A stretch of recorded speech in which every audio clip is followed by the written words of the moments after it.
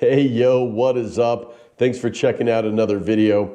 You know, I've had my Tacoma for over 2 years now, and that seating position, it's just not as comfortable as I felt like it was initially. I think it's because I'm using my Tacoma for a daily driver, driving around a lot more. So today I'm gonna do something about it and let you know if I think it's worth installing seat jackers. Let's get into that right now. Let's go. Let's take a look at what comes in the box and what we're going to need. What's nice about these seat jackers is these are specifically designed and engineered. These ones that I ordered, of course, for the Toyota Tacoma. So, you know, you're looking at something that was made for this truck, for the 3rd gen. Obviously, you've got your 2 seat jackers that come in it. As you can see here, you've also got a couple of bolts. We're also going to need a 14 and a 15 millimeter socket. I'm just going to go ahead and see if I can do it by hand. Otherwise, I'll have to pull out the power drill, but I honestly don't think I'm going to need that. Hoping I can just do it with this. You're going to need these because you're also going to use the existing bolts that are already in the Tacoma. So let's go ahead, let's get these installed.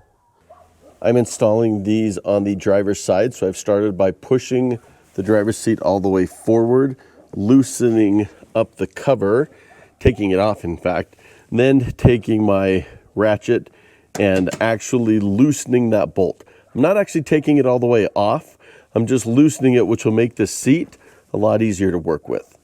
Next, I'm going to push the seat back, and that is what will expose these bolts that I need to take out. Here we are in the front now.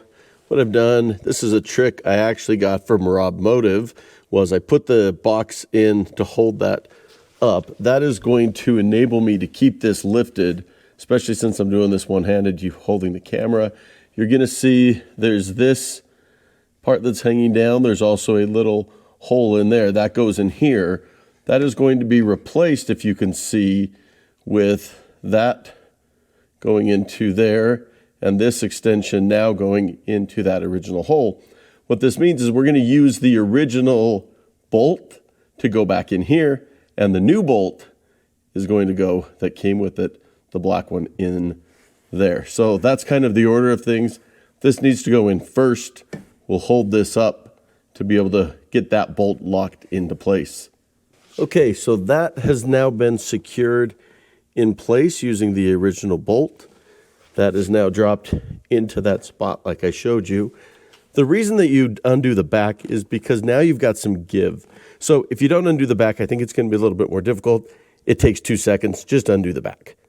And this now enables us with the new bolt to be able to put that into place. We'll get that one started by hand.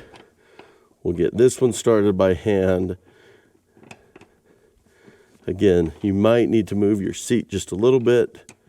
Having that be loose in the back makes that so that it is possible. And now we are going to use our socket to secure that into place. And like that, we're in place. I really like that it uses the original bolt here.